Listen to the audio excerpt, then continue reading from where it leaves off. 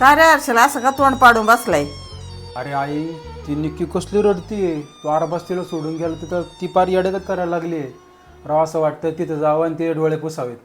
बायको समोर बोल नाही, मग कशी बघती थाया थाया नाचन. क्षितिजा, मला वाटतंय ना मला बिग बॉस मध्ये जावंच लागणार आहे. अरे त्या निक्कीला खरंच आधाराची गरज आहे. अरे त्या घरामध्ये तिला कोणतरी विचारणार पाहिजे ना की निक्कू तुला हे पाहिजे का, निक्कू तुला हे देऊ का, ते देऊ का. ओ राहू द्या तुमचा आधार. इथं महिना झाला मागे लागले, फिरायला न्या फिरायला न्या. एक दिवस फिरायला नेलं नाही आणि मी रडल्यावर कधी माझा पुलका येतो का? क्षितिजा, मी ना बिग बॉस मध्ये चाललोय. ते निक्कीचं रडणं मला खरंच बघवत नाही. तिचे डोळे पुसायला कोणतरी पाहिजे. अरे तिथं जातो मी. हा, इथं पोराची शी पुसायला सांगितलं, तोंड वाकडं करतो आणि चालला त्या निकीचे डोळे पुसायला. बाई, माझी आई बी बोलायला लागली. बाय का कप्पेड